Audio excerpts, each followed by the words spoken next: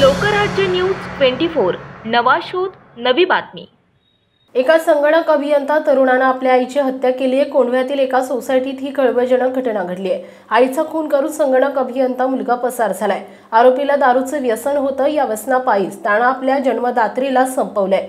Police त्याचा शोध घेत आहेत। लता अल्फ्रेड बेंझामिन असं हत्या झालेल्या महिलेचं नाव आहे, तर मिलिंद बेंझामिन असं आरोपीचं नाव आहे। घटनेपासून मिलिंद फरार असून त्याची मोठी बहीण डॉर्ती मोजेस पनमोजेस यांनी याबाबत कोंढवा पोलीस ठाण्यात फिर्याद दाखल केली आहे। डॉर्ती या शिक्षिका आहेत। लता यांच्या पतीचे 20 वर्षांपूर्वी निधन झालं होतं। लता यांना 2 मुली आणि 1 मुलगा आहे। मुली सुष्मिता आणि डॉर्ती विवाहित आहेत। लता आपला मुलगा मिलिंद NIBM रस्त्यावरील एका सोसायटीत राहत होत्या। मिलिंद संगणक अभियंता असून तो बंगळुरूतील एका IT कंपनीत नोकरीला होता। मात्र कोरोना महामारीत त्याची नोकरी गेली, त्यानंतर तो पुण्यात परत आला। 3 वर्षांपासून तो बेकार होता। नोकरी गेल्यानंतर तो दारूच्या आहारी गेला होता। दारूच्या व्यसनापायी त्याचा आयुष्य नेहमी वाद व्हायचा। निवृत्तीनंतर लता एका शाळेत अर्धवेळ शिक्षिका म्हणून काम करत होत्या। त्यांच्या वेतनातून घरातील खर्च भागवला जायचा।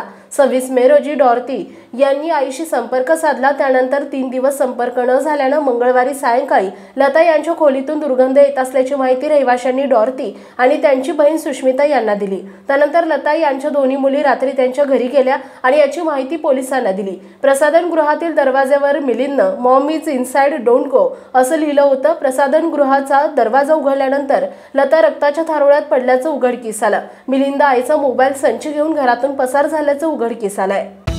महाराष्ट्रातील महत्त्वाच्या आणि ताज्या बातम्या पाहण्यासाठी आजच आमच्या लोकराज्य न्यूज 24 न्यूज चॅनलला YouTube वर सबस्क्राइब करा आणि बेल आयकॉन प्रेस करा।